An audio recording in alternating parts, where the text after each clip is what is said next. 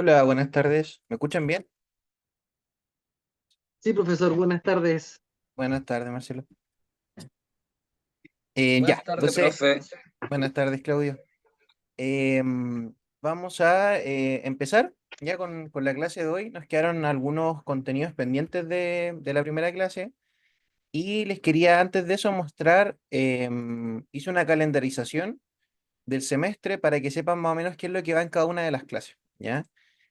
Para que sepan también cuándo son las fechas de las evaluaciones y todo. Eso está en el aula virtual, en la primera carpeta que dice material unidad uno. Ahí va a estar la calendarización y voy a empezar a subir los PPT, ¿ya? Aún no subo el Gracias, PPT profesor. porque quiero todavía ajustar algunas cosas y ver bien qué va a ser la clase uno y la clase 2 un poco porque la clase uno es bien extensa. Entonces voy a revisar eso primero. ¿Qué es esto de acá? Ya así deberían verlo. Entonces, si se fijan, estas tres primeras clases es la unidad uno ya que de hecho en el programa sale como unidad cero en caso de que lo vieran así, pero que en lo concreto es toda esta unidad de introducción, ya introducción a la temática, al psicodiagnóstico, y ahí está la fecha de las evaluaciones, ¿ya? Eh, en la clase 9 y 10 tenemos feriados, porque coincide con el día de Navidad y el día de Año Nuevo. Entonces, lo que voy a hacer ahí es enviarles cápsulas como con información, un poco grabándome, pasándoles la materia o si no hacemos eso, probablemente haremos algún tipo de actividad o les deje alguna lectura, pero esas clases se dan por hechas también, ya porque parte del compromiso que yo adquirí cuando tomé la asignatura es que considerando lo cortito que es el periodo y el tiempo que tenemos, cuando hay feriados tengo que recuperar esas clases, ¿ya? Así que esas piensen que están como por resolver, cómo las vamos a recuperar o qué vamos a hacer, pero para que no se preocupen porque van a tener clases menos, porque en lo concreto no van a ser clases de menos, ¿ya? Así que eso. Bueno, ahí lo pueden revisar en la internet, como les decía, y en caso de que no lo vieran, me pueden avisar. Dígame, Claudio. ¿Cómo está, profesor? No, una consulta sobre las evaluaciones que la verdad no puedo entrar a la clase anterior. ¿De ¿Ya? qué formato van a hacer pruebas, trabajos, grupales? Algo así, si me podría Em, explicar. sí, sí, ningún problema. Yo creo que las pruebas las voy a pensar o las estoy pensando en base a casos clínicos, ya sean escritos o probablemente vamos a ver el capítulo de alguna serie, que de hecho vamos a revisar hoy día uno para que vean más o menos la lógica, claro. Obviamente la serie no es lo mismo que un paciente en la vida real, hay que entender como la parte ficción, pero hay algunas que están muy bien trabajadas, ¿ya? Y lamentablemente en psicología es la única forma de trabajar porque yo no les puedo mostrar pacientes reales, grabaciones ni nada porque éticamente no corresponde, ya es como material confidencial. Pero voy a intentar que sean pruebas aplicadas, Claudio, ¿ya? De hacer algún tipo de prueba escrita, yo creo que era hacer lo mínimo y siempre eran hacer de desarrollo, a partir de un caso, a partir de un video, ya nunca como alternativas, por ejemplo, verdad y falso, no. Dudo que haga algo así, ya, o sea, en la segunda y la tercera se los confirmo y en la primera aún no estoy viendo porque como son menos clases, es menos también lo que vamos a poder aplicar quizás, pero yo creo que sí, las tres van a tener el mismo formato, ¿ya? Como trabajos o pruebas en grupo o pruebas de aplicación. Van a ser como en ese estilo. Pero eso, Gracias, profesor. de nada. Álvaro, dígame. Profesor, se agradece la forma porque, claro, hemos trabajado con otros docentes, por ejemplo, en personalidad. Tuvimos un primer acercamiento, ¿cierto?, con un caso en el cual había que ver si era autismo o era trastorno del desarrollo del niño.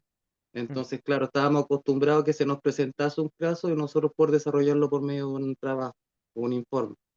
Ya, Entonces, claro, como usted lo va evaluando, yo creo que estaría como cercano a lo que nosotros ya hemos ido enfrentando, pero obviamente bajo el psicodiagnóstico clínico que usted nos va a presentar y claro, cómo realmente nos va a enseñar a realizarlo.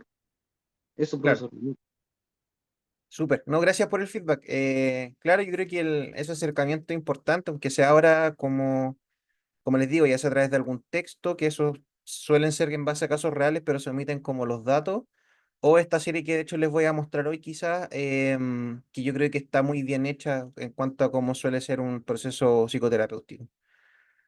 Así que eso, ya para que puedan revisar después el calendario con calma y caso cualquier duda o pregunta podemos conversarlo obviamente, ¿ya? Así que eso. Ahí les estoy compartiendo lo que vamos a revisar hoy día. Nosotros habíamos quedado acá, revisamos lo que son los motivos de consulta o los contenidos manifiesto y latente, ¿cierto? Hablamos en general de varios aspectos, pero principalmente como contenido fue esto lo que revisamos y lo que yo le hablaba respecto a, bueno, las etiquetas diagnóstico tipo DSM, ya que es como el trastorno en sí, porque es importante, porque es necesario. Obviamente siempre desde esta mirada crítica que intenté como, y que voy a intentar transmitirles, como de que son, los diagnósticos son necesarios, es parte de nuestra labor científica y porque la psicología es una ciencia social, ¿ya? También de la salud, pero que siempre hay que tener en cuenta que hay un trasfondo comprensivo, ¿ya? Y eso tiene que ver con elementos conscientes y elementos inconscientes. Siempre es importante un equilibrio de ambas cosas, ¿ya? Y que yo les presenté como hipótesis diagnóstica o hipótesis diferencial, como se le llama, y hipótesis comprensiva, ya que la hipótesis comprensiva tiene que ver un poco como con el trasfondo, ya el trasfondo más allá de este elemento que es el diagnóstico en sí o la etiqueta en sí, ¿ya? Eh, bueno, les dejo esta diapositiva que son los antecedentes históricos. Como les digo, como no vamos a tener pruebas de este estilo, como en qué año pasó tal cosa, porque yo creo que no tiene mucho sentido. Que sí es muy relevante que ustedes sepan es que, como dice acá, a través de la publicación de Whistler, que era un autor, empieza a trabajar con ciertos test o pruebas que existían desde antes, como los que impulsó Cattell, que son en general test más psicométricos, ya que medían coeficiente intelectual, eh, la lógica de la evaluación psicológica al punto de vista de los test, ya sea proyectivos, psicométricos o gráficos, el antecedente histórico es netamente lo psicométrico, ya lo que se podía medir, como la inteligencia, como dice acá, las funciones sensoriales o motoras, ¿ya? ¿Qué va a marcar harto la diferencia? Bueno, es cuando en 1921 se elabora el test de Rorschach. Ya el test de Rorschach era un test proyectivo, ¿ya? Que está desarrollado por Rorschach. Está mal escrito aquí, en todo caso. Bueno, pero da lo mismo, me distraje. Em, y que lo interesante del test de Rorschach es que en sí, Rorschach lo que hacía es que pintó muchos de estas pinturas que no son nada en concreto y agarraba la hoja, las tomaba por la mitad y las abría. Ya por eso son simétricas. Todas las imágenes del test de Rorschach son simétricas. Entonces, en sí la mancha no significa nada, ¿ya? Por eso la gente, pese a que se aprenda, por ejemplo, qué es lo que tiene que decir en el Rorschach, qué es lo que se le llaman respuestas populares o respuestas comunes, que es lo que más comúnmente la gente responde, y eso en la evaluación del Rorschach se puntúa, ya es una puntuación, no sé, del 1 al 7, por ejemplo, siendo 7 lo más esperado y siendo 1 una respuesta relativamente distinta o más bizarra de lo que suele aparecer. Pese a eso, no es el único indicador. Ya el test de Rorschach tiene un montón de indicadores. Piensen que eh, las personas que son especialistas en el test de Rorschach, que se llaman ellos mismos rochistas, y algunos que son doctores en Rorschach. O sea, hay todo un estudio de posgrado asociado a la interpretación y la aplicación correcta del test de Rorschach, ¿ya? Lo que siempre es importante es que los test proyectivos vienen a complementar la labor de los test psicométricos en el sentido de que los psicométricos, como son muy de no sé, si estamos en una entrevista de trabajo y yo quiero que postulen a una entrevista de trabajo y les pregunto, ya, si usted tiene un conflicto con un compañero, qué harían en este contexto? Alternativa A, intento dialogarlo. Alternativa B, le pego a mi compañero. Alternativa C, me voy del trabajo. Claro, es como un poco obvio en el 90% de los casos que la gente va a contestar que va a intentar conversarlo, y aunque no sea su personalidad así, porque obviamente quiere quedarse con el trabajo, ¿ya? Por tanto, las pruebas psicométricas, si bien tienen todo este lado más científico, más demostrable, y que obviamente son valiosas en ese aspecto, son muy manipulables, cosa que los test proyectivos no tanto, porque pese a que la gente sepa la respuesta, van a importar un montón de otros elementos, ya que tienen que ver con la aplicación en sí. Eso respecto a esta línea de tiempo, ya para que también tengan en cuenta que el surgimiento de las pruebas proyectivas, que son muy propias y tienen mucha base en los conceptos psicoanalíticos por lo general. ¿Ya? Pero sin embargo son posteriores a los psicométricos. Lo primero que tenemos como test son los psicométricos, que son, por ejemplo, como les decía, los test de coeficiente intelectual, los test de funciones motrices, más tarde hoy en día son los test de medición de ansiedad, de depresión, ¿ya? Pero eso, ya, aquí me quiero detener. Entonces, espérenme, ahí está. Voy a minimizar, ahí está. Ya, entonces, aquí están todos los elementos propios de un proceso psicodiagnóstico, ¿ya? Que quiero ir como deteniéndome en algunas cosas porque otras ya las hemos estado trabajando y de una u otra forma lo hemos ido tocando, ¿ya? Importante el proceso psicodiagnóstico es que van a variar dependiendo de la edad, Ya, y de hecho nosotros, si se fijan en las unidades que están un poquito más atrás en las diapositivas, yo hablo de psicodiagnóstico infanto-juvenil y de psicodiagnóstico en adultos, ¿ya? Justamente porque los adultos, el proceso psicodiagnóstico no suele ser el mismo que el de un niño, principalmente porque lo que hablábamos la semana pasada, yo a un niño no puedo ser, un niño de 4 años, no puedo decirle ya, siéntese y asocie libremente todo lo que está pasando en su vida. Ya no le puedo decir cómo, probablemente me cuesta un poco más que elabore eso que un adulto a lo mejor me va a elaborar con mayor facilidad, ¿ya? Por tanto, los psicodiagnósticos de niños suelen estar caracterizados más que en los adultos por el uso de algún tipo de prueba complementaria a la entrevista clínica, ¿ya?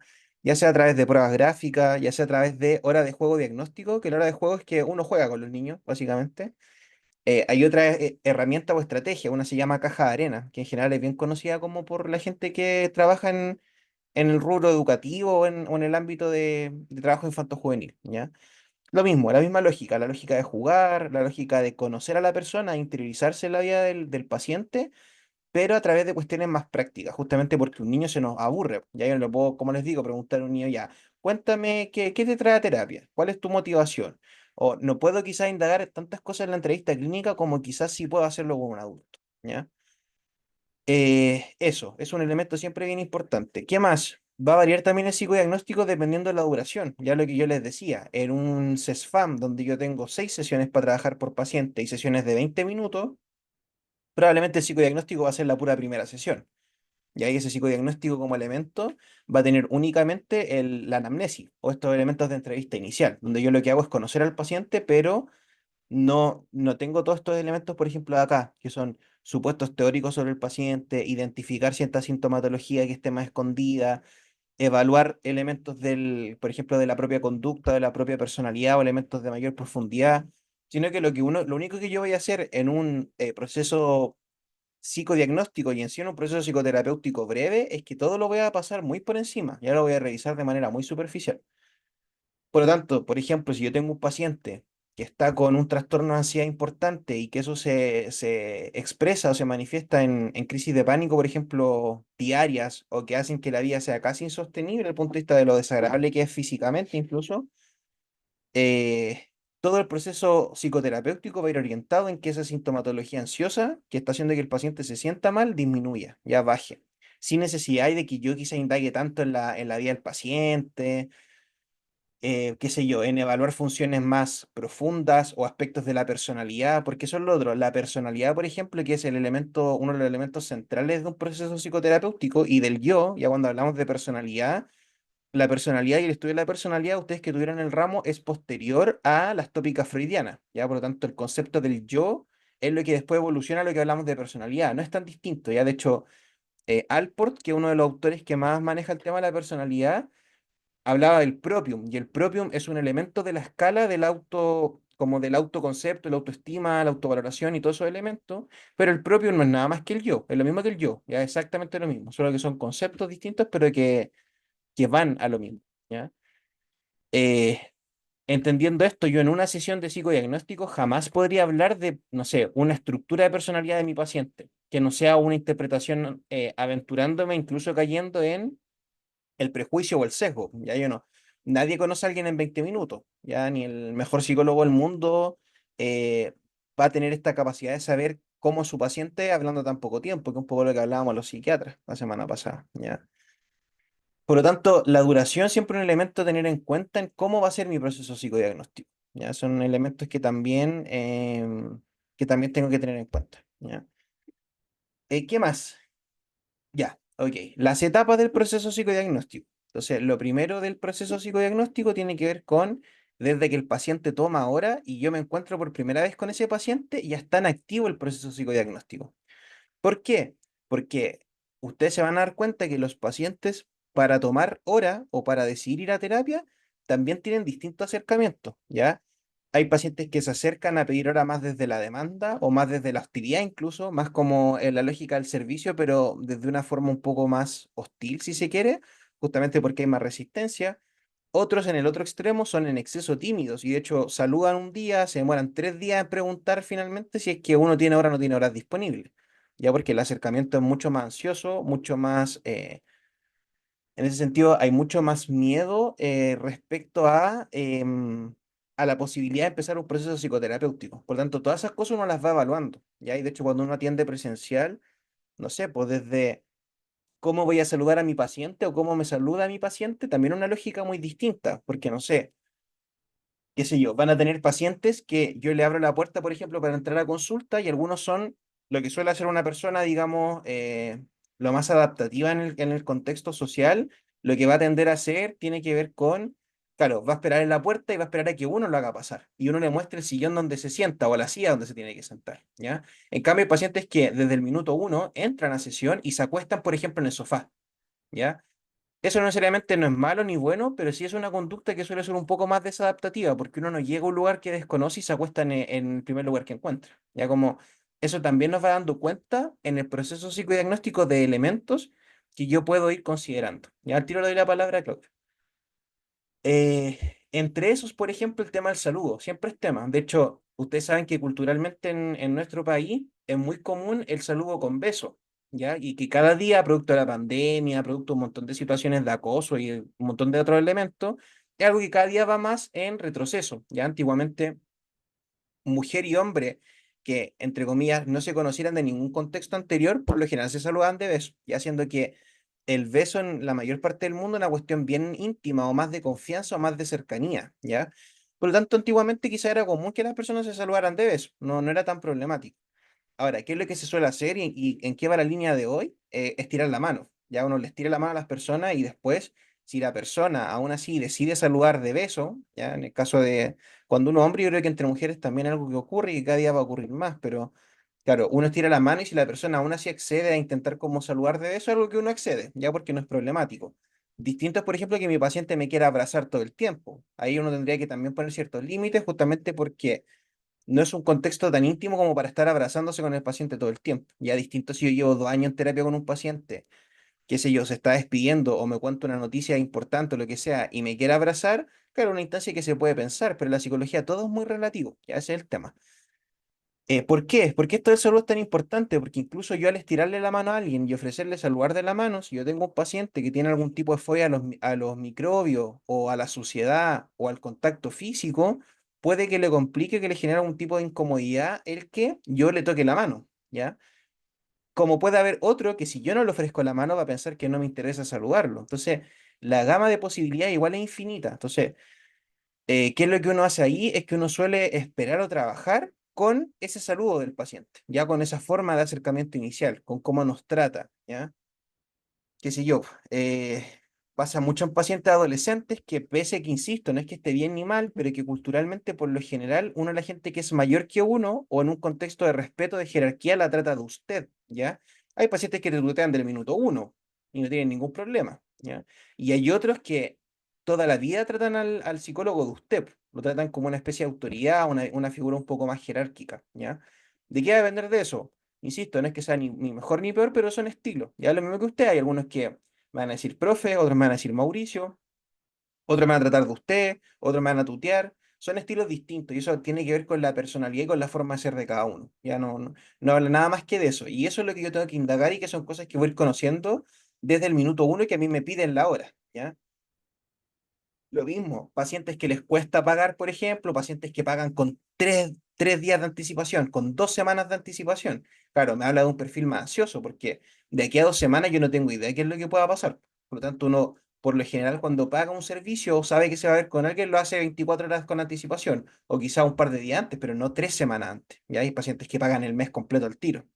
Un poco porque su lógica opera desde ese orden. ¿Ya? Claudio, ¿qué me iba a preguntar? No, profesor, tenía que ver con lo mismo que usted indicaba, pero básicamente, por lo que usted mencionaba, básicamente es como la primera instancia de la, digamos, del psicodiagnóstico sería el encuadre, Exacto. por así decirlo. Pero ahora bien, Sí, ahí también se crea como una figura bastante como difusa, porque algunas veces el encuadre lo empieza a hacer la secretaria, y sobre todo claro. con cosas como muy comunes, ejemplo, sacar la hora, la forma de pago, por así decirlo. Entonces ya ese rol lo ocupa la secretaria de cierta forma. Eso, profesor.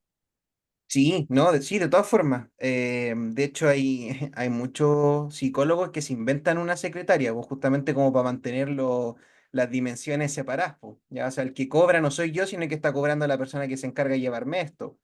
el que envía la boleta no soy yo, sino que es la persona que me lleva esto y llevo uno mismo y se pone otro nombre nomás, ¿ya?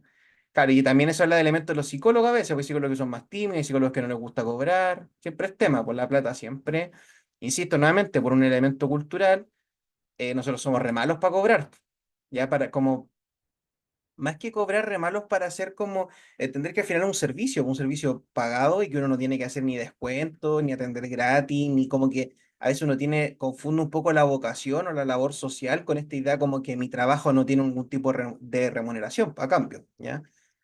Y de hecho, solo como anécdota, uno cobra a los pacientes no porque, no por lo que la gente pensaría como, a ver, nosotros no podríamos trabajar como los bomberos, por ejemplo, ¿ya?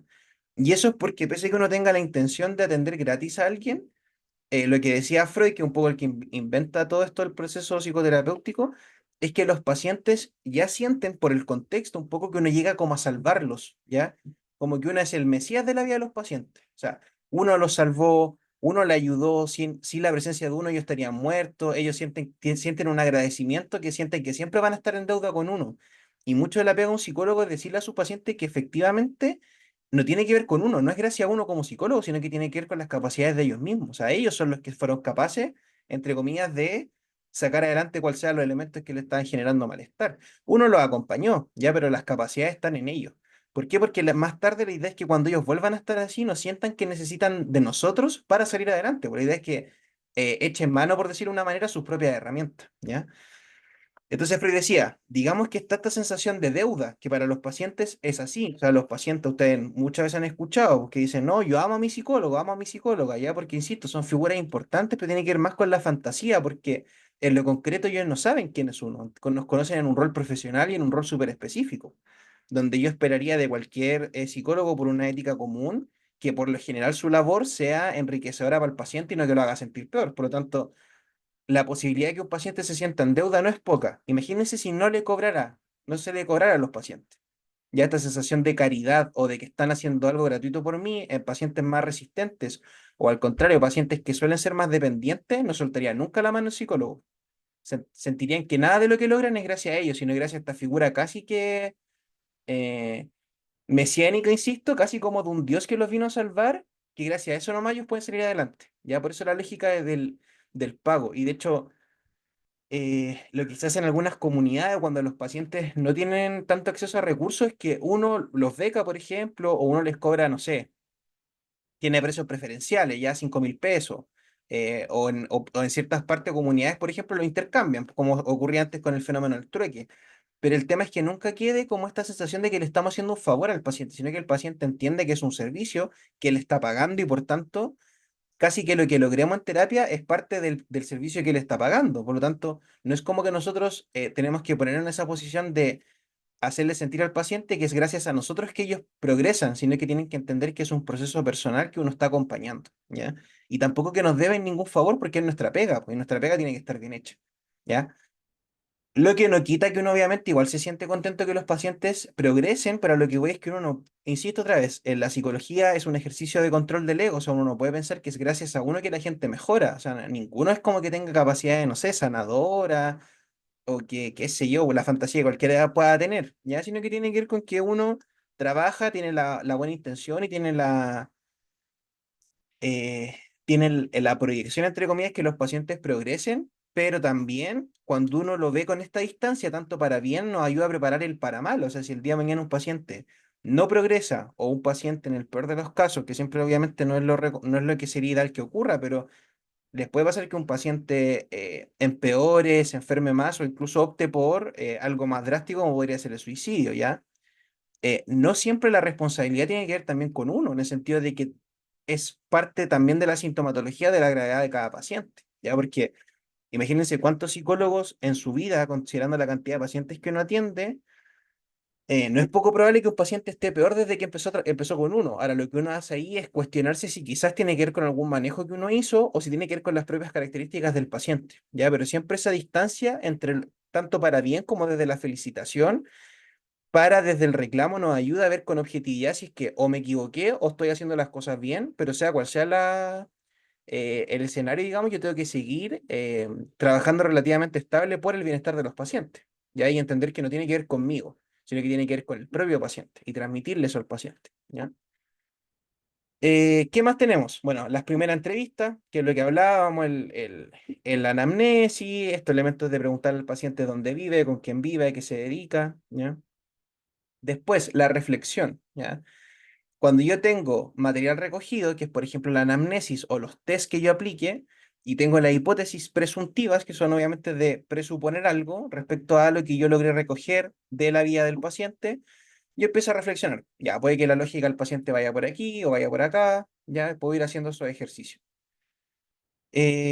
Después, estudio ese material recogido. O sea, aquí, realizo estrategia diagnóstica planificada, es decir, cómo finalmente voy a diagnosticar al paciente, porque tengo que tener un diagnóstico descriptivo y un diagnóstico comprensivo. Entonces voy a ir al DCM, voy a ir al manual diagnóstico que corresponda, voy a esbozar alguna hipótesis diagnóstica descriptiva y además voy a ver algún tipo de diagnóstico comprensivo. Ya teniendo un diagnóstico, una hipótesis diagnóstica a la base, yo ya puedo empezar a trazar el punto 5 que tiene que ver con estudiar el material de recogida y lo que pude levantar en las sesiones de psicodiagnóstico, con el fin de que después yo lo que haga es trazar un proyecto de intervención, un plan de intervención. Ojo que el concepto de plan tiene esa misma lógica, los planes no son irrefutables, no es que no puedan cambiar. Un plan es algo que yo proyecto que puede cambiar como puede que no. Por lo tanto, tengo que estar abierto también a esa experiencia de que a lo mejor todo lo que yo planifiqué puede estar errado, puede estar correcto, ¿ya? Entonces tiene un poco ese sentido. ¿Qué más? Que me tapa justo la cámara acá. Ya, la entrevista de evolución de información. Ya, el paciente, como yo les decía, que es lo que a muchos psicólogos se les olvida, cuando yo termino el psicodiagnóstico, yo me siento con el paciente y yo le digo, mire, efectivamente, no sé, más que hablarle de diagnóstico, le puedo comunicar qué temáticas fueron frecuentes. Por ejemplo, no sé. Según lo que me comentan, lo que más frecuentemente al parecer o las temáticas que más a usted le gustaría trabajar tienen que ver, por ejemplo, con su relación de pareja y con sus figuras paternas, ¿ya? Digamos por partir con un punto. Entonces, le digo más o menos que eso tiene que ver las temáticas, le digo que también él, cuando yo le pregunté por expectativa, a lo mejor me comentó que quería sentirse mejor, entonces podemos entrar a indagar qué significa ese sentirse mejor, etcétera, ¿ya?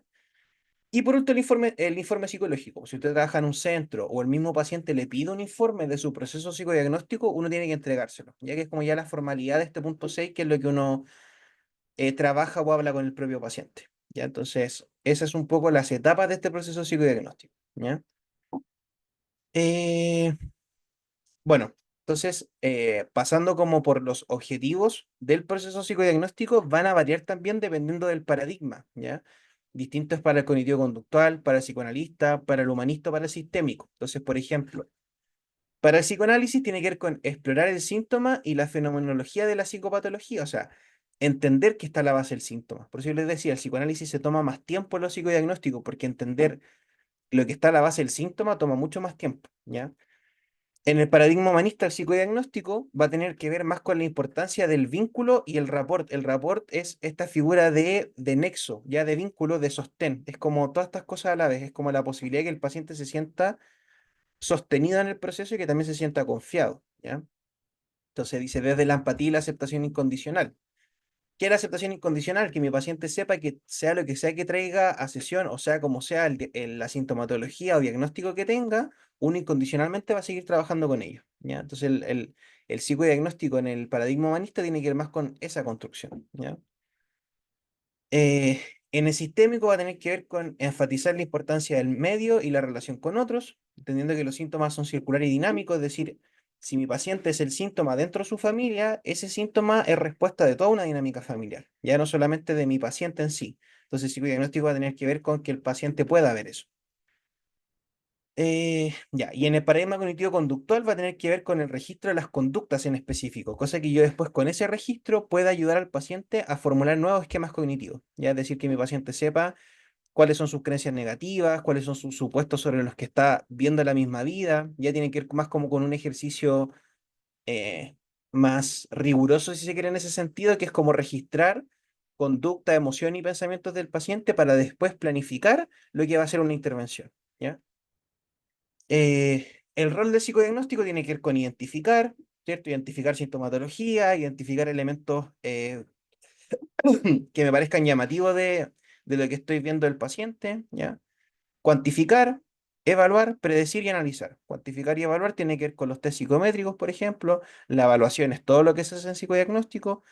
Predecir, porque así yo trazo un plan de intervención que obviamente yo no voy a saber cuáles son los resultados hasta que empieza a movilizarlo, pero puedo trazar un plan inicial, ¿ya? Y analizar también los elementos que el paciente nos manifiesta, ¿ya?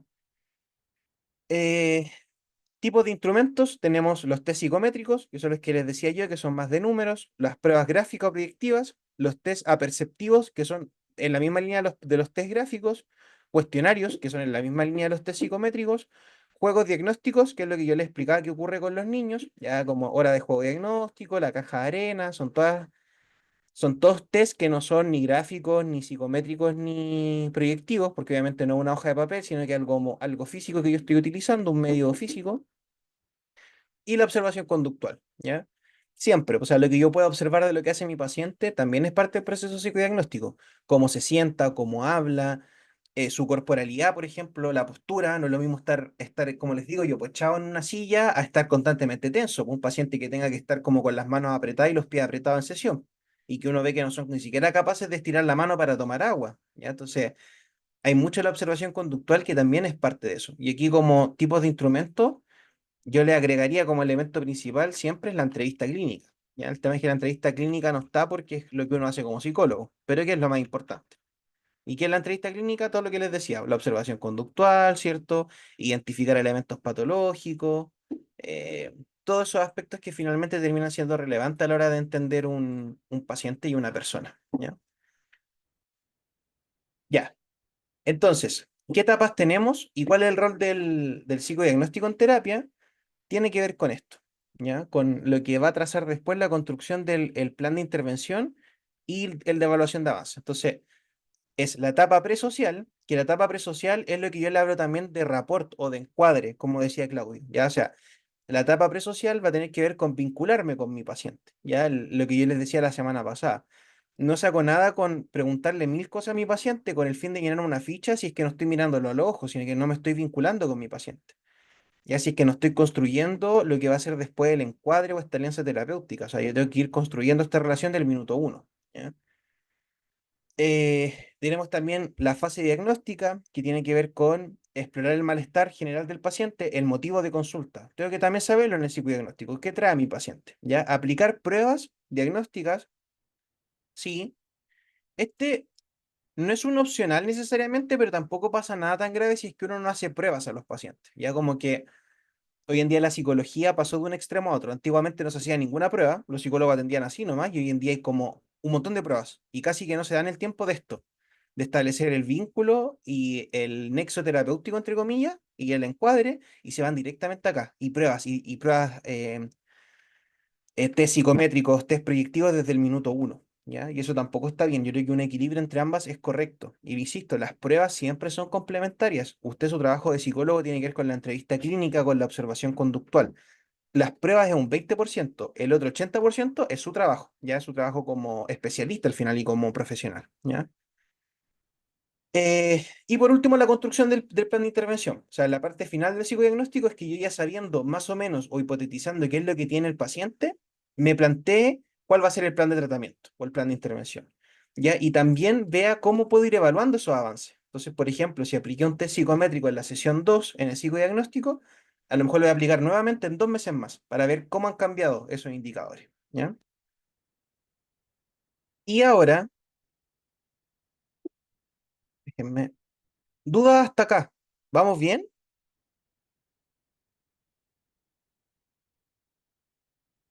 ¿Sí? ¿Todo bien? Ok. Entonces, lo que vamos a hacer hoy, no lo vamos a hacer siempre, ya, pero sí creo que es importante como en esta primera unidad, que tiene que ver como con habilidades más generales, vamos a ver un video ya de una serie que se llama En Terapia, que es bien famosa, se ha adaptado a varios países, la original es argentina y es la que vamos a revisar, ¿ya? Entendiendo el contexto argentino, la intervención siempre es muy desde el psicoanálisis, por eso van a ver como la forma en que lo trabaja el psicólogo. ¿Qué es lo que quiero que vean y vayan identificando un poco en el video? Tiene que ver con las habilidades de este psicólogo, cómo ustedes lo perciben, qué harían distinto, y después lo vamos a comentar. ¿Ya? Entonces, Les voy a transmitir el video, lo revisamos, dura aproximadamente unos 20-25 minutos, pero como les digo, me voy a tomar el tiempo de esta clase de hacerlo porque creo que es importante que lo vayamos conversando y viendo en vivo y en directo, ya cosa que veamos todos juntos qué es lo que ustedes observan, qué cosas son las que observan los compañeros, ¿ya? Y también es importante que vayan viendo cuál es el motivo de consulta manifiesto y cuál es el motivo de consulta latente. Da lo mismo que se equivoquen, pero sí quiero que lo intenten para que lo conversemos entre todos, ¿ya? Así que les comparto y ustedes me avisan si es que se ve bien, ¿ya?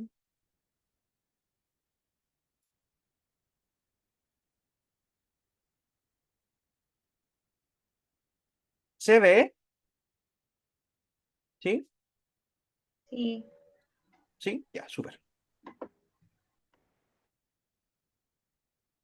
¿Se escucha? Avíseme si se escucha, para después apagar mi micrófono y la cámara, cosa que no distraiga. Yo no escucho. Recién van a empezar a hablar.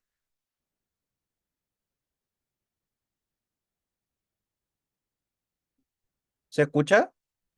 No. ¿No se escucha? Oh, ok. También podría compartirle el link en todo caso. Es como... a ver.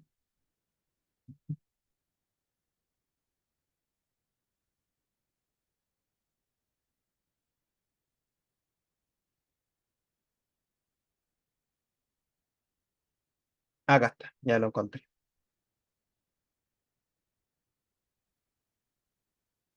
La bo- Avíseme si se escucha para dejar el Ahora video. sí.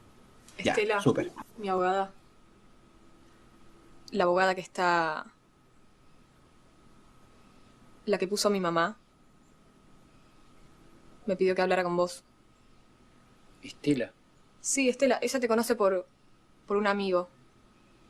Un amigo de ella, no tuyo. Un paciente tuyo es amigo de ella y dijo que eras muy bueno. Estela, tu abogada, me conoce a través de un paciente mío. ¿Sabes cuál es? No, no sé. ¿Y por qué te pidió Estela que vinieras a verme? Después del accidente, viste que te conté por teléfono que tuvo un accidente. Sí. Y bueno, me dijeron que hace falta la opinión de un especialista. Porque los tipos del seguro del auto que me atropelló no creen mucho en lo que me pasó o algo así. Por eso vine, porque Estela me dijo que necesito que me hagas una evaluación. No para hacer... No para... No para hacer terapia. Eso. A ver si entiendo. Vos le vas a hacer una demanda a la compañía de seguros del auto que te atropelló. Pero para eso no necesitas una evaluación psicológica. No, no, ya lo sé. Mm. Pero ellos mandaron un asistente social que vino a mi casa y me hizo un montón de preguntas. Preguntas que nada que ver. Me volvió loca. Entonces no le contesté nada. Y cerré la boca. Fue muy raro cómo pasó todo. No me gustó. Ujú. Ella empezó a hablar como si me conociera. Muy raro. Así que me callé la boca. Pero bueno, parece que no fue bueno que hiciera eso. Y al final empeoró todo. Entonces mi vieja pensó que estaría bueno que hablara con vos para que vos me evalúes. Pensé que era Estela quien te había hablado bien de mi trabajo. Sí, qué sé yo, en realidad Estela se lo dijo a mi mamá. A ver, no termino de entender muy bien por qué necesitas una evaluación. ¿Pasó algo en el accidente que justifique que yo te haga una evaluación? La verdad que no me acuerdo nada de lo que pasó. Yo sé que estaba andando en bici y el auto me atropelló. Pero no sé bien cómo fue. ¿Qué te contaron? Que venía por la calle.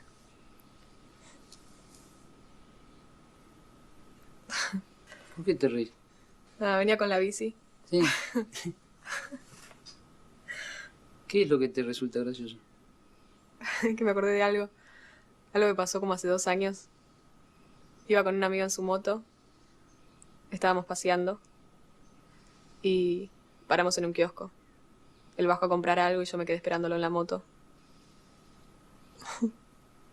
Como estaba medio aburrida, empecé a agarrar el manubrio jugando, como si supiera manejar. No sé bien qué toqué, pero la moto arrancó de golpe. Salí disparada. Cuando miro para adelante veo que voy derecho contra un auto. ¡Pum! Volé por el aire. Quedé tirada en el medio de la calle. Una vieja que andaba por ahí y había visto todo, empezó a gritar. Yo la vi, lo hizo a propósito. Se quiso suicidar. ¿Eso dijo? Sí. Loca, ¿no? Ahora te reís, pero en ese momento debes haber querido callar a esa vieja. Sí. Yo estaba tirada en la calle. No podía moverme. Me dolía todo. Pero igual quería gritarle, cállate, boluda, ¿para qué gritás? Pero no podía. Qué bronca. La vieja estaba hablando de mí y yo no podía defenderme. Como el asistente social que te entrevistó. ¿Eso qué tiene que ver? Bueno, con ella también dijiste que te habías quedado callada. Sí. Pero a eso yo podría haberle contestado. No me dio la gana. A la vieja no pude.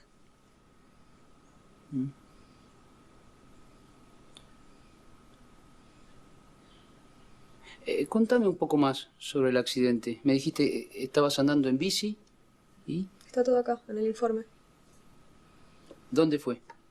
No sé, te dije que no me acuerdo. ¿No tenés ganas de hablar de vos? No.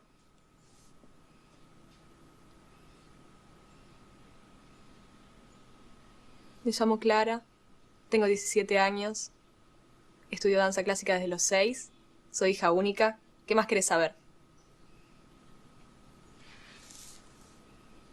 Dentro de 2 meses empieza el concurso para entrar en el ballet estable del teatro.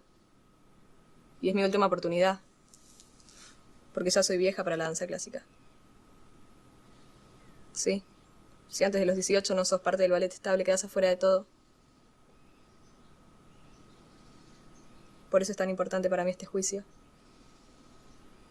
Para recuperarme rápido, para las audiciones. Y necesito hacer tratamientos muy caros. Ajá. Y contame cómo es tu vida. ¿Qué? Digo, además de la danza, ¿cómo es tu vida en general? ¿Me vas a ayudar con lo de la evaluación o no? No estoy seguro. ¿Por qué no? Porque esto no es como sacar una radiografía y decir, está bien. Ok, entonces me voy. Ok. ¿Por lo menos querés leer el informe? ¿Vos querés que lo lea? ¿Vos sabés lo que dice? No. Para nada. Mira, no vine acá a hablar de mí. Vine porque necesito algo de vos. Ujú. A ver.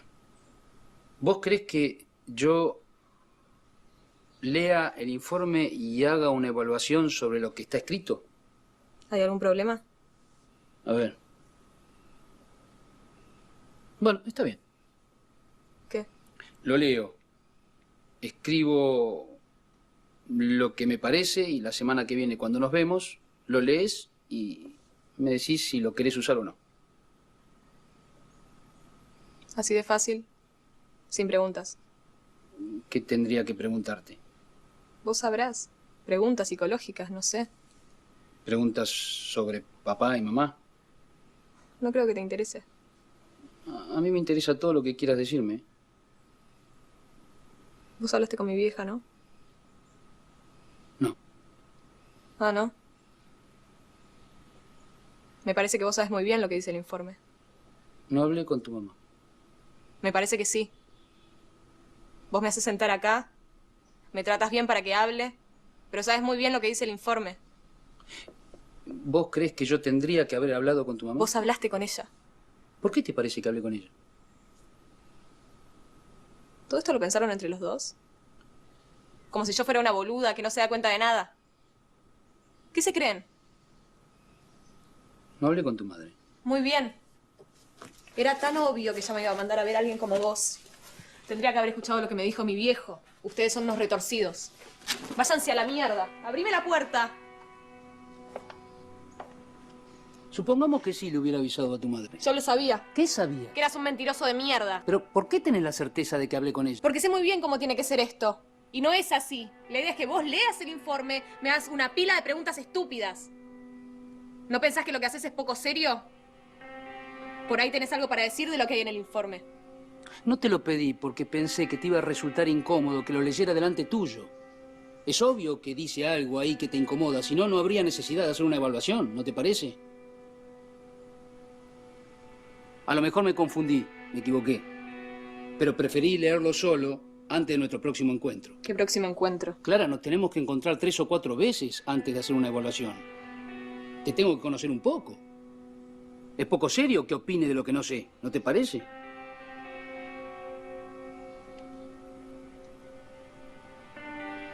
Pido. ¿Sabes lo que es esto o no se utiliza más? Ni idea. Es algo así como, hagamos un recreo, ¿no? Ah, sí, algo así. Sí. ¿Lo leo ahora? ¿Te parece?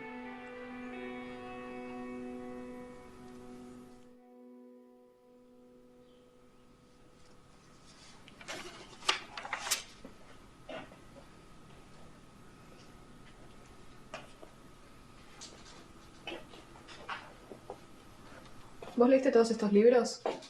¿O los pusiste acá para mandarte la parte? Sí. ¿Sí los leíste? ¿O los pusiste para mandarte la parte? Sí, los leí.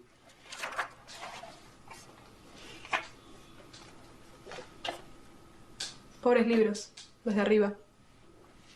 ¿Por qué? Están como olvidados.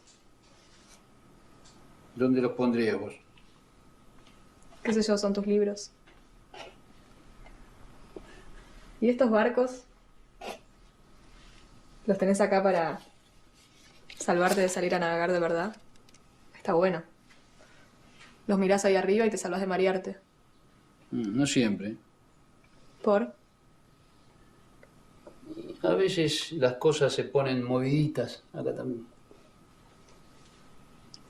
Tendrías que hacer un ojo de buey en la pared y decorar este lugar con cosas marinas. Así te sentirías como en un barco de verdad.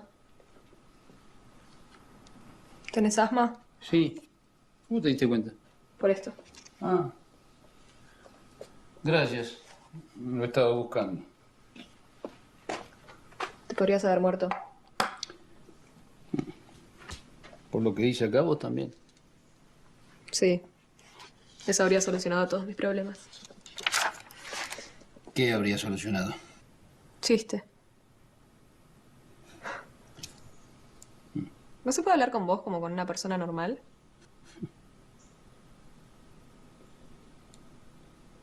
¿Con tu hija también sos tan plomo con las preguntas? No, soy mucho peor. ¿Cómo supiste que tenía una hija? Porque sí.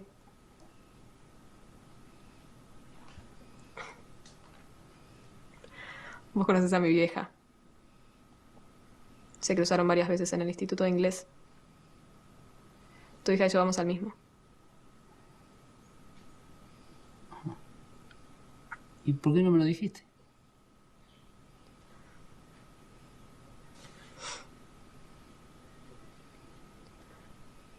Es que mi vieja quería que nos ayudaras con todo esto. Por eso no quise decirte de entrada que nos conocías. No querías que supiera nada de vos.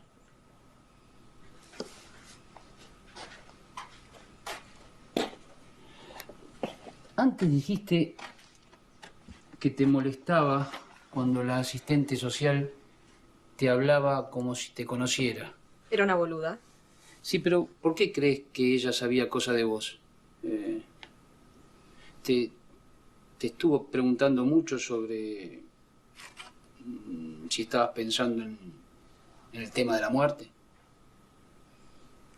¿Cómo sabes? Porque lo dice acá. Los del seguro deben querer demostrar que la culpa fue tuya. Me alegro que no hayas contestado nada. Además, todo el mundo piensa en la muerte. Pero eso ella acá no lo dice.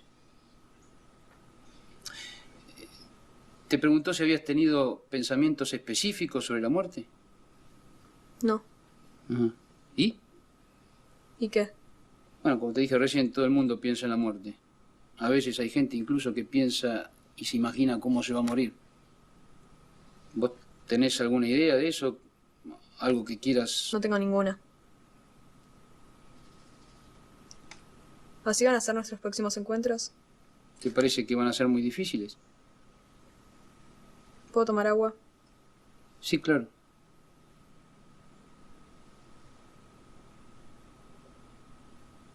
Ah.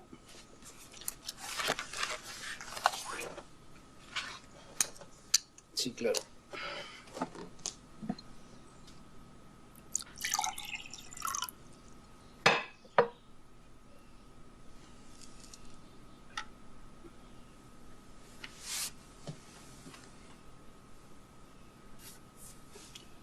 A ver, un segundito.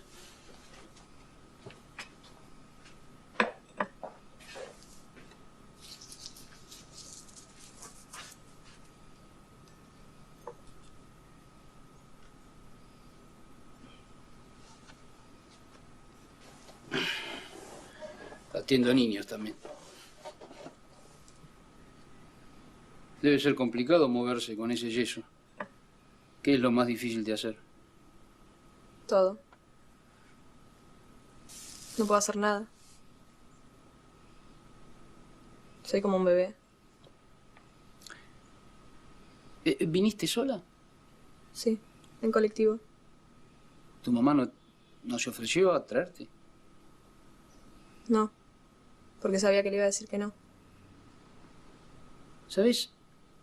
Antes, cuando estabas tan enojada porque pensabas que tu mamá me había llamado, yo pensé, ¿y por qué no me habrá llamado? Hubiera sido lo lógico. No entiendo. Estoy tratando de entender por qué te enojaste tanto cuando pensaste que tu mamá me había llamado. Me estás mareando. ¿Te llamó? No. Porque si te llamó, prefiero que lo digas de una. No me llamó. ¿Y entonces por qué estamos otra vez hablando de lo mismo? Porque me parece que te enojaste porque en realidad sí hubieras querido que te llame. Al menos, no sé, para enojarte con ella. Estás diciendo cualquiera. Bueno, explícamelo entonces. Ella piensa que lo que está escrito ahí es cierto. ¿Qué de todo lo que dice? Las tendencias suicidas. Un acto de irresponsabilidad. Ella no entiende por qué quiero hacerles un juicio. Parece una buena oportunidad para que deje el ballet. ¿Y por qué crees que tu mamá piensa que lo que dice ahí es cierto? Porque tiene miedo del juicio. Ella piensa que soy... Piensa que traté de matarme. Por las presiones del ballet. Del concurso, boludeces. Siempre fue así. Hace años que vivo bajo presión y ella nunca me apoyó. Todas las madres están ahí con sus hijas.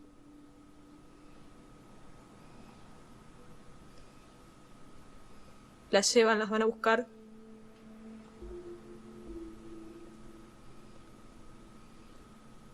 Algunas hasta se vienen del interior y dejan todo para acompañar a sus hijas. Hablan con los maestros. Mi vieja lo único que dice es, ¿para qué querés todo esto? No entiende nada.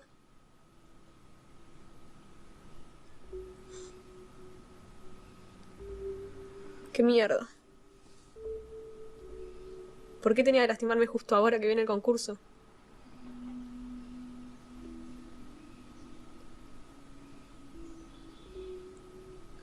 Igual yo sé que me puedo ir a estudiar a otro país. Si fracasa el juicio. ¿Qué quiere decir fracasar con el juicio? Que no me den la plata.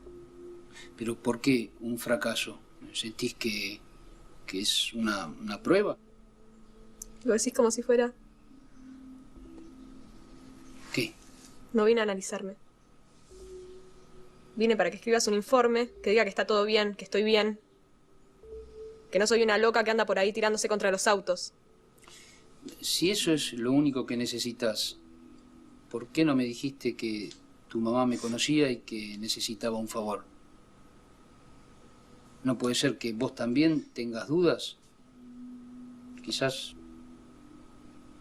sea esta la prueba que tenés miedo de fracasar. Me tengo que ir, ¿no? Ya son -10. Por ahí tenés que prender tu celular. ¿Te preocupa que no tenga más tiempo para vos? No. No sé cómo hace tu hija para aguantar tantas preguntas. Ya te dije que con mi hija soy mucho peor. Pero igual trato de entender a mi hija, si eso es lo que me preguntás. No, no pregunté eso. ¿Y qué pasa si ella quiere hablar con vos ahora? ¿Qué hace? ¿Tiene que esperar hasta las 4 para hablar con vos? ¿Y vos? ¿A quién llamás cuando necesitas hablar con alguien? Ah, parece que te molesta hablar de tu hija. No, bueno, ella me llama y me deja un mensaje en el contestador. Yo después se lo contesto. ¿Vos a quién llamas? Al 110, Al 110. sí. Mi viejo se mudó tantas veces que nunca me acuerdo su número. Es un chiste familiar.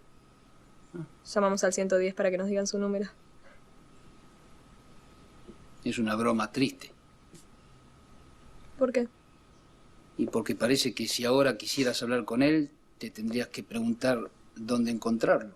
En realidad no.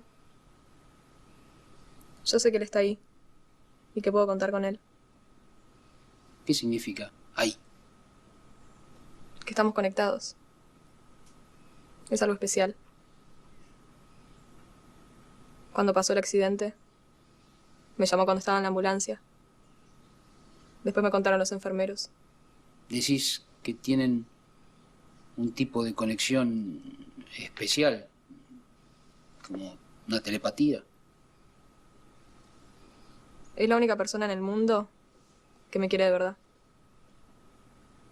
Y el único que cree que el accidente no fue culpa mía. El único. Además de Ariel. ¿Quién es Ariel? Este es Ariel. Ariel es la fractura. No, el dibujo. ¿Ariel lo dibujó? Sí. Ariel es mi maestro en la escuela. En realidad Sandra lo pintó. Sandra es la hija. Hasta hace un tiempo yo era la que la cuidaba.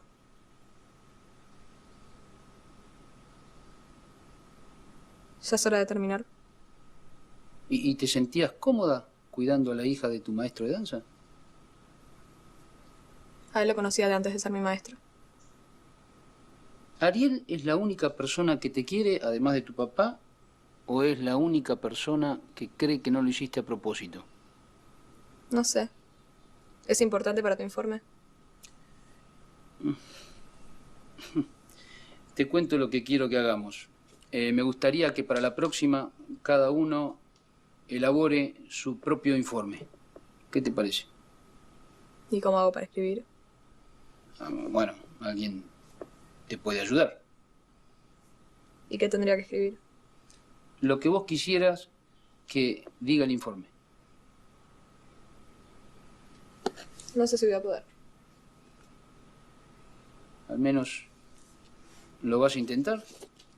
Voy a ver.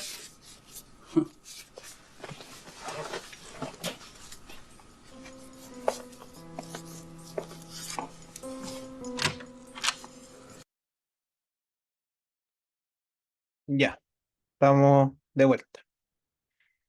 Entonces, vamos primero acá. Quiero que se aventuren, ya no hay, no sé si hay algo tal como una respuesta correcta en lo latente, pero a ver, en lo manifiesto, por qué asiste la paciente a sesión? ¿Qué identificaron o qué piensan? Dígame, Álvaro. Está muteado, creo. Sí. Es difícil porque incluso al psicólogo en el video le costó, o sea, logró visualizar y entender bien el contexto de la niña después en la segunda intervención. Mm, Porque en la primera, el psicólogo empezó a llenarse de inquietudes y cuestionamientos hacia la paciente, mm. pero el contenido manifiesto de la consulta es verificar el estado y la aptitud mental de la niña, y Ya, ella no supo referirlo. Esa es como la demanda inicial de la consulta, a mi parecer. ya. ¿Pero qué cree usted que quiere ella? ¿Qué quiere la paciente en lo concreto? O sea, en lo manifiesto, digamos. ¿Qué le pide?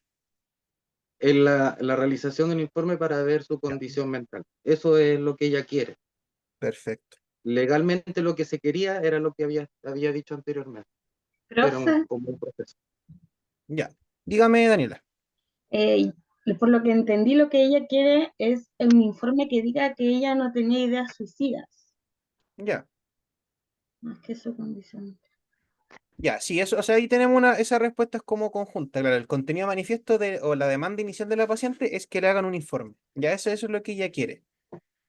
¿Qué es lo que quiere? A ver, ¿qué es lo que tiene que decir el informe? Igual aún es un poco ambiguo con lo que sabemos en este capítulo, digamos, o imaginando que esto es una primera sesión, porque ella tampoco lo comunica tan fácil, porque de hecho, si se fijan en un momento le dice a él si era tan fácil, era así como así, porque él le dice, bueno, te hago el informe. Y ella le dice como, y es así de fácil, digamos, es porque yo creo que no tiene tanta claridad qué quiere que diga el informe en sí. Pero lo que sabemos es que en lo manifiesto quiere un informe. Ya, o sea, da a entender que eso es lo que le importa, eso es lo que quiere saber.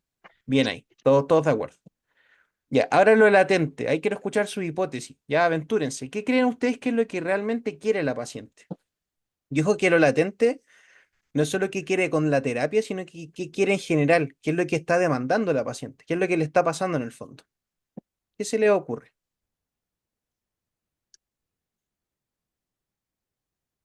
A ver, Carla aquí dice curar heridas. Hola, Ya, creo que una dígame. figura paterna ausente es importante, una relación conflictiva con su madre. Creo que por ahí puede ir la solución. Ya, como que como que está buscando figuras paternas quizás más presentes. Ya lo voy a dejar así. Ya, Carla dice que tiene rencor con la madre. Ya, dígame, Álvaro.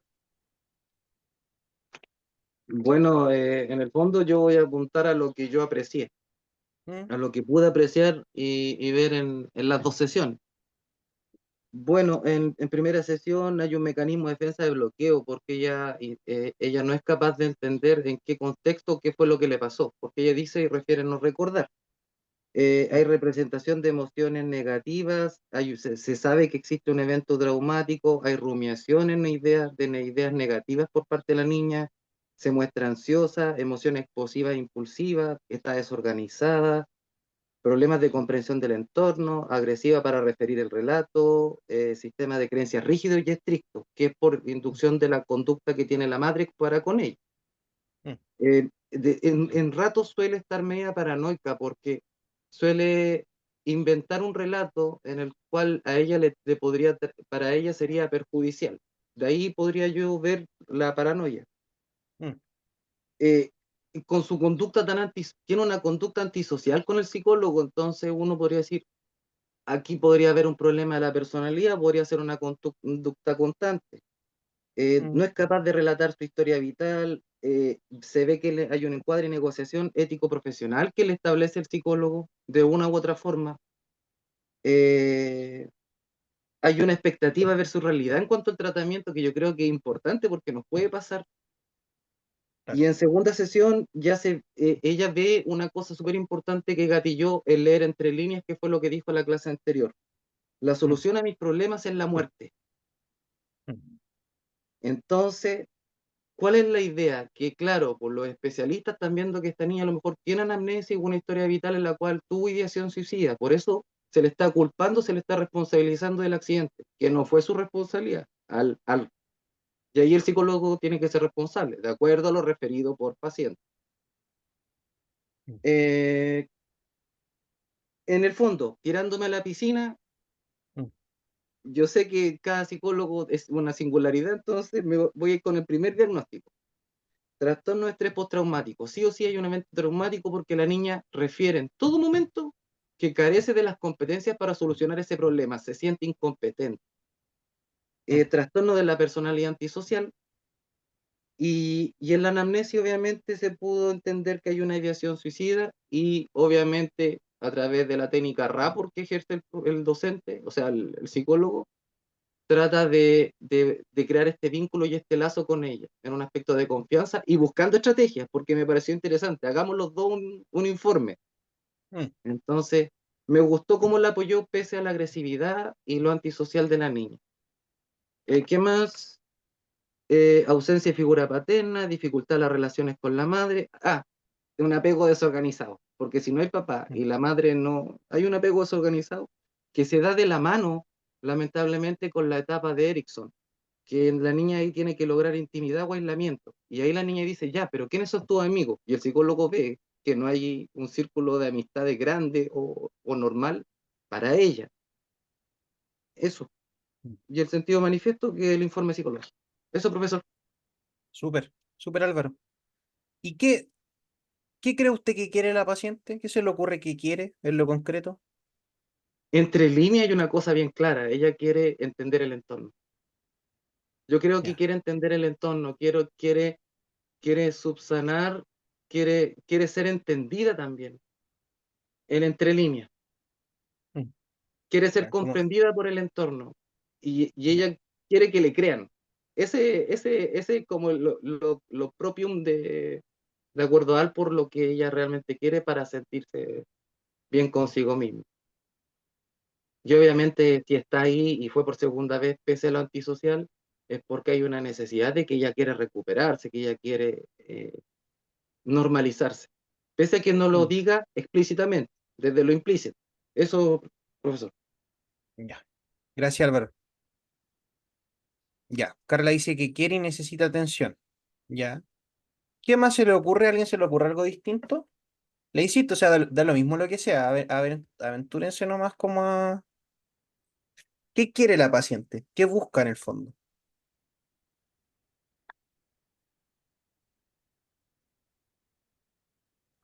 Profesor, yo Dígame, infiero Claudio. que, claro, igual lo que criticaba Álvaro, más que nada como sentirse validada, pero desde su cosmovisión, ¿ah? Pero obviamente que para eso hay que dar una buena entrevista clínica. Pero, y lo otro como puntualizar nomás, que hablemos de síntomas, no entremos a hablar como paranoide. Se podría decir que algunos rasgos también tiene como trastorno de personalidad, adaptativos también, problemas de parentalidad, pero claro, como la primera impresión, ¿no? Ya, Profe, ya. Dígame. mm, yo pienso que esta chica, por cómo lo relata y todo, esta chica está en shock aún, Sí, porque habitualmente cuando hay pacientes que empiezan a tener ese tipo de relato y que se mantienen en el tiempo, uno nota que son pacientes que todavía están choqueados y se mantienen en el túnel. Mm, Entonces, buscan un poco, dentro de todo, está buscando ayuda. Entonces, mm, solo que ella no sabe cómo, pero sí está gritando que necesita ayuda, independiente de que haya tenido intento de suicidio eh, o otra cosa, pero como la parada que tiene ella eh, eh, es de shock. ya. Es una cuestión súper empírica, ¿ah? Porque Mm, esto es lo que se ve habitualmente en la urgencia. Entonces, de este tipo sí, de relatos que tienen los pacientes y se vuelven repetitivos, repetitivos, repetitivos, repetitivos. Entonces, eh, eso, eso independiente de todo el perfil que uno después le pueda sacar, pero eso es como lo puntual que puedo observar en el inmediato. ya. Súper. Sí, estoy de acuerdo que hay como elementos del shock. Ya. Qué bueno que participaron y lo que plantearon, porque creo que hay algo que uno hace a veces, es que se salta pasos. Ya cuando ustedes me hablan de síntomas, o Álvaro que incluso se aventuró con hipótesis diagnóstica, y que está bien porque es la línea de la hipótesis al final no tiene ninguna consecuencia en esta instancia, lo que sea que pensemos. Pero cuando yo les pregunto qué es lo que quiere la paciente, a ver, al parecer mi hipótesis, ya, yo igual he visto el resto de la serie, pero mi hipótesis tiene que ver con que la paciente un poco intencional o no intencionalmente provoca este accidente porque lo que está intentando ella es dejar o alejarse un poco de este mundo de la danza, justamente porque es un mundo de mucha presión. Ya entonces, a un mes de su accidente que a ella le ocurra esto, no es azaroso. Ya probablemente tiene que ver con que no sabía cómo, entre comillas, restarse o bajarse de este proceso sin que se viera directamente como un fracaso. ¿Ya? Y al final ella da a entender que pasa algo con su profe de danza, digamos, pero bueno, que después también se esclarece mejor, pero que al final algo de ese mundo, algo de eso que viene, no se siente con la capacidad o con las herramientas suficientes para afrontar lo que implica fracasar o no fracasar en esa audición, ¿ya? Y muy en la línea de lo que ocurre con las figuras paternas. Por lo tanto, más que la paciente quiera que le crean, lo que la paciente quiere es una salida. ¿Ya? Yo creo que ese es el contenido latente o el motivo de consulta latente. Lo que la paciente busca es una salida. Una salida que probablemente a lo mal que se venía sintiendo y a lo mal que se siente. ¿Ya? Que claro, la muerte implica como un fin de todas esas cosas, pero más que eso, de hecho, cuando el psicólogo le dice como si es que le duele que no le crean, ella tiende a evitar eso, porque más que le crean o no le crean, lo que ella quiere es que alguien entienda o que interprete esto que ella hizo como una especie de mensaje de alerta, ya como que necesita que alguien le ayude a salir de ese espacio o de ese lugar, ¿ya? Entonces, es bien importante porque ahí uno entiende un poquito más, exacto, un grito de auxilio, ahí uno entiende un poco más por qué, eh, de cierta forma, esta hostilidad y ahí conecto un poco con por qué les mostré también este video y quise que participaran, porque, y aquí les pregunto, o sea, ¿qué habilidades tiene que tener un terapeuta o qué actitudes tiene que adoptar el entrevistado? ¿Qué habilidades facilitan el proceso y cuáles obstaculizan el proceso? Yo les pongo este caso porque es una paciente súper hostil y de hecho que cuesta generar empatía. Por lo general, a cualquier persona le generaría rabia, ¿cierto? Como una emoción natural o rechazo, ¿ya? Pero toda esa rabia al final se manifiesta en que quiere un espacio o un lugar donde alguien se dé cuenta realmente lo que le pasa sin que ella tenga que explicitarlo, o sea, sin que ella tenga que decir, como sabes que no quiero seguir con este proceso de las audiciones, no quiero seguir practicando danza, o me pasó esto en el lugar donde practico danza, o frente a la ausencia de los papás, es un poco como ella elige la danza y la mamá nunca estuvo muy de acuerdo, a lo mejor una forma también de demostrarle que lo que ella eligió para ella, que no es lo que la mamá quería para ella quizá, sí está siguiendo el camino correcto, pese a que a lo mejor hace harto tiempo le dejó de hacer sentido seguir practicando danza, ¿ya? Necesito todo esto especulativo. Y de hecho, yo lo estoy diciendo solamente en base a esta primera sesión. Que claro, era una sesión. Solamente que la paciente se para y se enoja, pero y después vuelve, pero es la misma sesión. ¿Ya? Entonces, es aún más notorio esos cambios que tiene. Es verdad que tiene una conducta paranoica. Ya, ojo, los elementos paranoicos no son propios solamente de la paranoia como cuadro mental o como propio de la psicosis o de trastornos más graves, sino que hay pacientes que tienen trastorno de estrés postraumático que tienen ciertas conductas paranoicas. Ya hay de hecho pacientes con rasgos de personalidad más limítrofe también pueden tener conductas paranoicas, así como también pacientes muy ansiosos también tienen conductas paranoicas, ¿ya? Para que no les asuste tanto el concepto, o sea, se puede extrapolar a varios lugares. Entonces, eso, ¿ya? Y eso es lo que ustedes se tienen que aventurar, digamos, o sea, atreverse a decir, bueno, parece que la paciente eh, no solo tiene como toda esta hostilidad manifiesta, esta agresividad, sino que parece que esto en el fondo también como un grito de auxilio, como bien decía Carla, es como un llamado para movilizar a otros. Ella todo lo que quiere todo el rato es que los demás se muevan a raíz de lo que le pasa a ella, ¿ya? Y bueno, ninguno de ustedes me lo dijo y que está muy bien, pero esto como, esta energía como de, quiere llamar la atención, que se acuerdan que lo hablamos un poco la semana pasada, como la ideación suicida, lo que sea que uno haga en la vida es para llamar la atención de alguien. Por eso está tan incorrecto hablar de que la gente, no sé, tiene ideación suicida o tiene conductas autorlesivas por llamar la atención, porque en lo concreto todos hacemos cosas por llamar la atención de un otro. Uno nunca hace cosas que no sean en relación a un otro, como yo no me puedo auto llamar la atención, ¿se entiende? Si yo me hago daño o me pasa algo malo, yo voy a querer que un otro me cuide, pues me protege, me ayuda a sanar, ¿ya? Entonces, esta paciente tiene mucho esa lógica, pero en ese sentido no quita que sea igual de grave la posibilidad que tenga algún tipo de ideación suicida o algo más grave. Pero eso, o sea, ese es el ejercicio del ojo terapéutico que tienen que ir trabajando. Antes de diagnóstico, antes de síntomas, antes de cualquier cosa, vean bien lo que ustedes creen que puede hacer, porque uno puede hipotetizar lo que sea. Y ahí, de hecho, no les spoileo el final de esta paciente, porque quizás lo vamos a usar en alguna evaluación, pero la vuelta que da la historia es bien inesperada. Ya, de hecho, no, a mí nunca se me ocurrió, por ejemplo. Ya insisto, no tiene que ver con un tema de habilidades, tiene que ver con que la gama de posibilidades por qué ocurren las cosas son muy amplias. Entonces ahí es como importante siempre esa actitud del terapeuta a acoger, ¿cierto? Lo que sea que la paciente traiga, que en este caso era una mochila de hostilidad, pero que él supo contener muy bien y darle esa vuelta y no entrar en ese juego, en esa dinámica, ¿ya?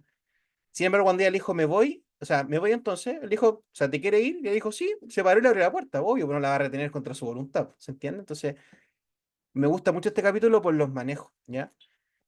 Y eso les quiero preguntar también, como, ¿qué opinan ustedes de las habilidades del terapeuta? ¿Para bien, para mal? ¿Qué habrían hecho ustedes distinto quizás? ¿O qué creen que le podría faltar a este terapeuta para que el manejo hubiese sido un poco mejor? Ya, porque igual es una sesión que se le escapa en un momento, si la paciente se quería ir. Ya, por lo tanto, podemos entrar a pensar, o sea, ¿podría haber hecho algún manejo distinto el psicólogo para que no llegara a esa etapa? ¿Habrá estado bien cómo lo manejó? Entonces, eso es como el último que quiero que comentemos. ¿Qué se les ocurre? ¿Qué piensan ustedes? ¿O cómo lo harían ustedes? ¿O qué creen que le falta? ¿Que le falta a este psicólogo, por ejemplo?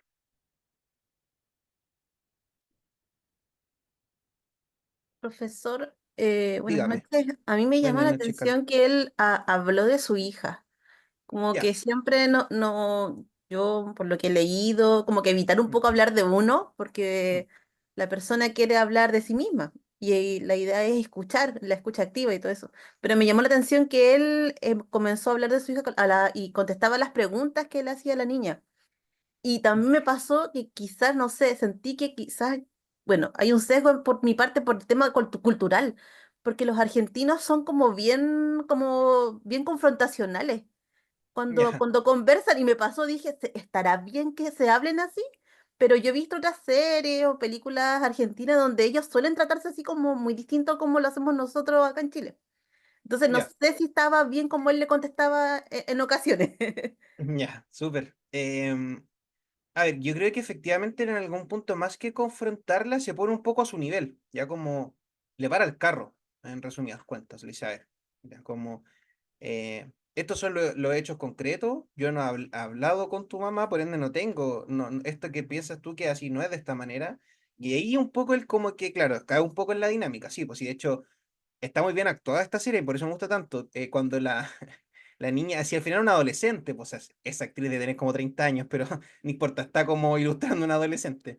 Pero tiene mucho comportamiento adolescente, pues esta cuestión como de darle la contra en todo, de preguntarle cuestiones, y en algún momento él hasta se ríe como, ay, así como que pone cara de chato, porque ya era demasiado. Entonces, esos sentimientos siempre van a estar, pero dentro de todo lo manejó bien porque ella fue violenta, pues fue agresiva en un momento. Entonces, cuando él ya se pone a la par es porque también está encuadrando, y en ese sentido es importante también que uno aprenda a poner ciertos límites sin la necesidad de ser agresivo, porque si el día de mañana, por ejemplo, un paciente a ustedes lo golpea o les grita o pasa a una escala mayor, ustedes tienen que cortar la sesión. Y el día de mañana si tienen pareja es lo mismo. Como tienen que plantearle que la única regla es que tiene que haber un respeto mutuo. Si empiezan a maltratarse, a golpearse o lo que sea, ustedes interrumpen la sesión. Bueno, vamos a quedar hasta acá porque esto no es sostenible con lo que conversamos al principio, es parte de mantener el encuadre. ¿Ya? Y para mantener ese encuadre uno tiene que hacerlo serio, rígido, sin ser agresivo, obviamente, porque no corresponde, sin ser tampoco grosero, denostativo, cualquier cosa. Tiene que decir, bueno, parte del compromiso tiene que ver con que no íbamos a entrar en dinámicas violentas, no, y el respeto iba a ser lo primordial, pasa más en terapia de pareja, por eso lo pongo de ejemplo. Por lo tanto, vamos a llegar hasta acá. ¿Ya? Entonces, nos vemos la próxima semana cuando consideren oportuno, pero ustedes tienen que saber que esta era parte de las reglas de este espacio. Listo. ¿Se fija? Sin volverse loco, sin alterarse, sin gritar, sin entrar en esa dinámica, porque son pacientes que están probablemente mal, sufriendo, lo que sea, o incluso están alterados, y que si yo entro en esa misma dinámica no gano mucho. ¿ya?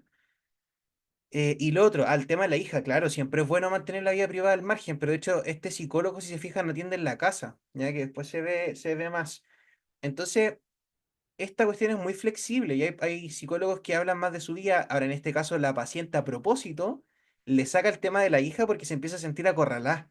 Entonces, muy bien, este psicólogo aprovecha esa oportunidad de decirle, no, yo con mi hija soy incluso más, como que le insisto más con las preguntas, porque ella lo saca a colación para ponerlo incómodo, justamente para que él se quede así como en shock, así como intentando no preverlo, ¿ya? Siempre es bueno que si un paciente los pilla en algo de su vida privada, ustedes lo naturalicen, le bajen el perfil, porque si no, para ellos eso es toda una fantasía. Ah, no me habla de la hija porque algo pasó con la hija, ¿entiendes? O qué sé yo. A mí me pasa a veces, yo tengo un tatuaje. Entonces, a veces, pacientes adolescentes o adultos, pacientes mayores, como un poco también por esta lógica, a veces media, ¿cómo se dice? Como de evaluar un poco por la edad y todo el tema. Me han preguntado, ¿y usted tiene tatuajes? Porque se me asoman, pues igual se me ven. Y a veces ando con polera, pues no voy a estar escondiéndomelo. Le digo, sí, mire, y se lo muestro.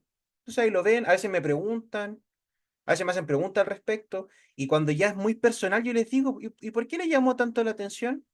O les pregunto, ¿y usted no tiene tatuaje? Lo reboto. No empiece a decirle, no, pero como usted me pregunta por mis tatuajes, me está faltando el respeto. No, porque entiendo que da curiosidad, es llamativo y puede que haya gente que no le guste, pero a mí no me interesa porque yo no me lo hago para que me lo encuentren bonito. ¿Se entiende? Es como, pero todo esto tiene que ir con que yo ponga las cosas afuera y que yo pueda jugar con eso. Lo mismo en este O caso. Ah, ok, cuando preguntan si uno tiene hijos. también, también. Sí. Yo generalmente digo que no, pero y si es muy insistente o me dicen, es que usted no me va a entender, ¿por qué no lo entendería? ¿Qué cree que es distinto cuando uno tiene hijos? Y hablamos de esa lógica. ¿O qué cambió para usted desde que fue padre a cuando usted antes de eso tenía una idea respecto a X cosa, por ejemplo? Siempre una oportunidad todo. O sea, en terapia, lo bueno, lo malo, lo que al paciente le molesta, lo que al paciente le gusta. Uno tiene que intentar comunicar lo menos de su vida privada, sí, pero todo puede ser una oportunidad. De hecho, hasta, no sé, yo mis lentes los ocupo mucho, por ejemplo, con mis pacientes adolescentes, que tienen muchos temas con el autoestima. Entonces, yo no sé, pues los pongo ejemplo. ¿Te has dado cuenta que también ocupo lentes y uno como que tiene esas cosas que son nexo? Ahora, obviamente hay temas que son privados porque no corresponden a espacio terapéutico, pero en general siempre una oportunidad. Y ahí casi que después uno lo hace a propósito, porque se fija. Ya como les digo, uno es una plasticina un poco a disposición de los pacientes y uno tiene que dejar que el paciente le dé la forma que ellos quieran, más allá que a uno le moleste ciertas posiciones. ¿Ya? A mí que me devalúen, por ejemplo, pacientes mayores, cuando salía a la práctica y todo el tema, siempre me he visto más joven, entre comillas. Pasa, pues, usted es muy joven y me va a saber ayudar y usted va a poder y usted va a saber, oye, el profe es tan joven. Me he visto toda la vida enfrentado a eso. El tema es que eventualmente saco la responsabilidad de mí, porque insisto, son cosas que uno no puede necesariamente hacer algo. Ahora lo ocupo. Lo ocupo porque hay pacientes que esa lógica de la devaluación la ocupan con su hijo. Entonces muchos pacientes parten así, uy, usted es jovencito como mi hijo. ¿En serio cómo su hijo? Cuénteme a su hijo. Listo. No se lo rebato, no le digo, no, yo tengo 43 años. ¿Se entiende? No, no tiene sentido. ¿Ya? Pero eso, y de hecho aquí están las habilidades para entrevistar siempre. Bueno, la habilidad empática, no verbales, conocerse uno mismo. A esto voy como con los límites de uno mismo. Claro, si para mí en un contexto educativo que es distinto al profesional, como yo tengo mucho esto de, oye, ¿tan joven es usted, profe? ¿Por qué es tan joven y no sé qué? Si yo no tuviese resuelto eso, probablemente con un paciente me costaría más. El tema es que, claro, hay cosas que ayudan a que uno trabaje esos aspectos de conocimiento personal, ya donde están mis límites. Por ejemplo, hay gente que le afecta mucho que le griten, bueno, a todos nos afecta que nos griten, pues si en general tiene esta noción de discusión, pero hay gente que es gritona para hablar. Ya hablo muy fuerte, por ejemplo. Yo siempre estoy hablando así, y no es que esté gritando. Vivo con una persona sorda en la casa, por lo tanto, de niño yo me acostumbré a hablar fuerte. Y lo otro es que en general, la gente, si uno habla así de esta manera, tiene que ver también con la lógica de que quiero transmitirle una idea. En general, los profes somos gritones. Ahora, ¿significa que estoy enojado? No, pues estoy hablando fuerte nomás.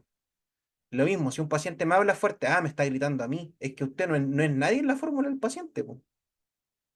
Hay pacientes que se alteran mientras recuerdan algo que les dio rabia. No los voy a parar yo. Oiga, no me grite, po, ubíquese, po. Corto todo, o sea, me estoy mandando 25 en barras con esa frase. Lo dejo que se enoje, po. Quiero ver hasta dónde llega. No lo hago enojar, porque eso no es ético. Pero si se está acordando de algo y eso lo hace enojar, bueno, dejo que vuele. Dejo que, dejo entre comillas que se alimente eso, hasta ver hasta dónde llega. Porque es veces que el espacio terapéutico es como un espacio ficticio donde yo actúo cosas de la vida real.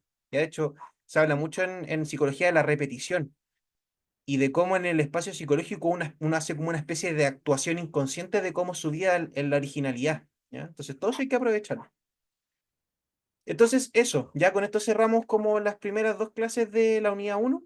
La otra semana terminamos la unidad 1 y yo les explico bien cómo va a ser la evaluación y todo el tema, ¿ya? Pero eso, cuéntame un poco, ¿se entendió bien? ¿Tienen alguna duda? ¿Les gustó el video o no les gustó? ¿Se ve muy falso? ¿Sirve o no sirve? Claro, cuando dicen garabatos también lo mismo. ¿Sabes lo que pone ahí Carla en el chat? Ahora no le voy a decir, no, oye, no diga garabato. Pero dicen con todo respeto y después se mandan la frase. Claro. Como también hay gente que lo dice el minuto 1, como también hay pacientes que nunca dicen, y si dicen es porque están muy enojados. Entonces, todo eso sirve. La serie se llama En Terapia. Véanla si quieren, igual porque les toque verla 2 veces, si lo ocupo para alguna evaluación. No vale el ya lo vi.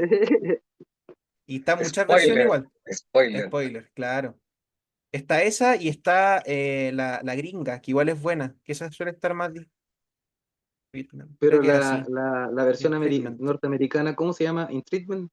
Sí, igual. Porque la primera fue la Argentina, creo. Entonces, como la adaptaron después. Así que eso. ¿Dudas, preguntas, algo? ¿Todo bien?